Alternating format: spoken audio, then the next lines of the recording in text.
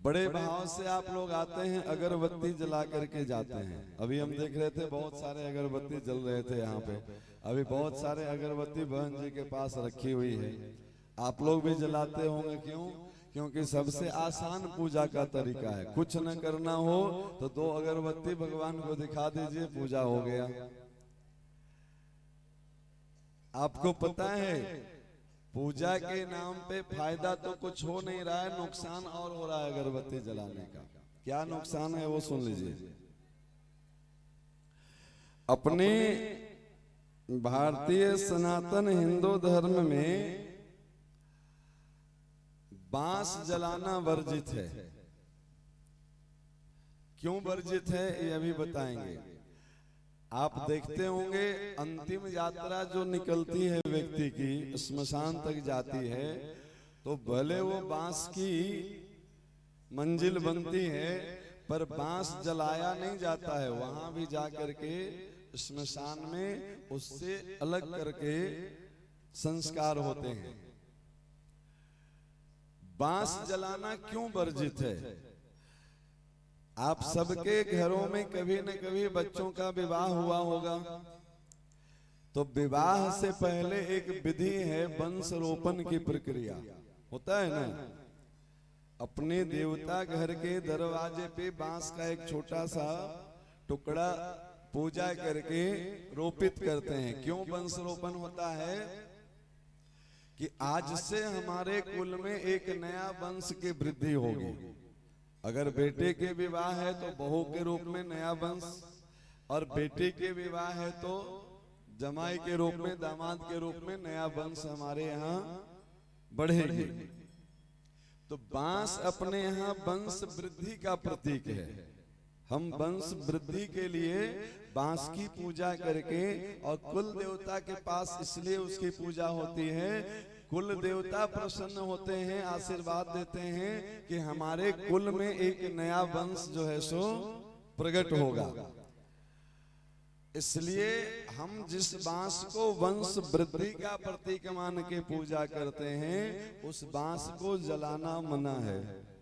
कोई अपने हाथ से अपने वंश को क्यों जलाना चाहेगा बताइए?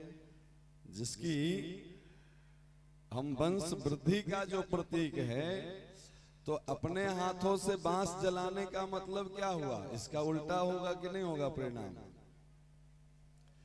ये अगरबत्ती जो होती है, इसमें जो स्टिक होती है, ये बांस का ही होता है। ये हमारे भारतीय सनातन संस्कृति में 16उपचार राजोपचार की पूजा का मंत्र मिल जाएगा। आप कहीं कोई किताब में ढूंढ के हमको बताइएगा अगरबत्ती जलाने का मंत्र अगर मिल जाए तो आप बताइए हमको। कोई मंत्र नहीं है अपने यहाँ। धूप जलाने का मिल जाएगा, कर्पूर गौरव मिल जाएगा, समझी कि नहीं, रोली चढ़ाने का, पान चढ़ाने का, पैसा चढ़ाने का, अच्छा चढ़ाने का। अगरबत्ती जलाने का कोई मंत्र है अपने यहाँ? किसी पंडित जी से पूछ के बताइएगा कि पंडित जी अगरबत्ती जलाने का कौन सा मंत्र है। क्योंकि अपने यहाँ जलाना ही नहीं है तो मंत्र क्यों बनाते? हमारे ऋषियों ने बहुत सोच करके उसकी व्यवस्था करी है। हमारे यहाँ जो वर्षों की गुलामी रही ना, उस गुलामी वाली संस्कृति हम सीखते चले गए। हमें धर्म से कोई लेना देना नहीं है, हम बस सुविधा वाली पूजा सीख लिए। अपने यहाँ यज्ञ की परंपरा है। यज्ञ कौन है? यज्ञ का मंत्र है, यज्ञ का विधान है। देव संस्कृति के निर्माता यज्ञ पिता गायत्री माता। यज्ञ हमारे पिता हैं, गायत्री हमारी माता हैं। अब इस प्रकार से आप समझिए कि अगरबत्ती जला करके लोग अपना भला कर रहे हैं कि अपना बुरा कर रहे हैं? अपने ही हाथों से अपने ही वंश को कमजोर करने का, नुकसान करने का ये काम है। उसके बाद परेशानी होगी तो ऊपर से और आएंगे, महाराज हम 20 साल से पूजा कर रहे हैं, अगरबत्ती दिखा रहे हैं और घर में सुख शांति नहीं है। जिस घर में अगरबत्ती जलती है वास्तु दोष अवश्य रहता है उस घर में। आप कितना पूजा पाठ करिए, मंत्र जप करिए, वास्तु दोष कभी मिटेगा नहीं। क्यों? क्योंकि वास्तु के देवता हमारे महादेव हैं। और कुल के विनाशक है ये अगरबत्ती। बांस को जलाना वर्जित है और रोज आप वही काम करेंगे। हम आपको कहें कि कथा में बोलना वर्जित है और सब मिलकर के बोलना शुरू करें तो कथा समझ आएगी आपको? नहीं ना आएगी।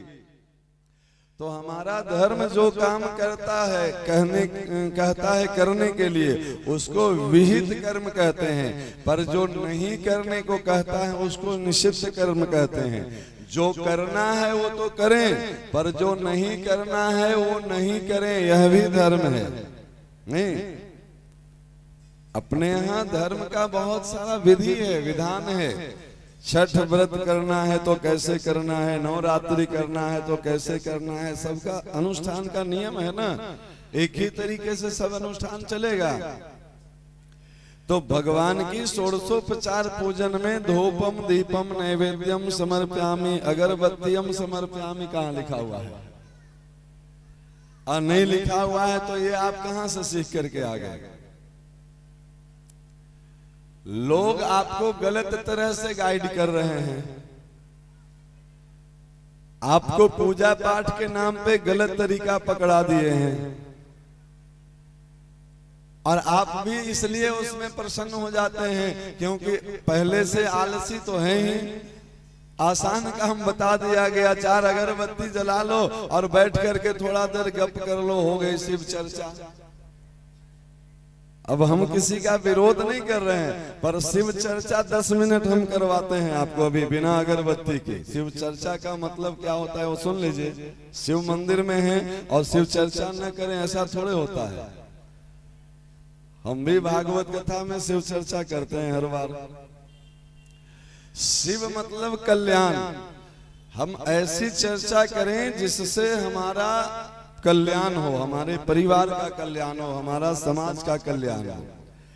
शिव चर्चा का मतलब है शिव के स्वरूपों का हम चर्चा करें कि कल्याण का देवता कैसा है। तो कल्याण के देवता के मस्तक पे चंद्रमा विराजते हैं, मस्तक पे गंगा विराजते हैं। गंगा का मतलब है उसका जीवन पवित्र होना चाहिए और उसके मस्तक से ज्ञान का प्रकाश फैलना चाहिए, तब समाज में जो है सो कल्याण की नदी बहेगी। गंगा नदी बहाएगी ना। आप शिव जी को गंगा जल चढ़ा करके प्रसन्न हो रहे हैं। आप कभी सोचे कि शिव जी को गंगा जल चढ़ा करके शिव जी क्यों प्रसन्न होंगे? इस धरती पे गंगा कहां से आई है?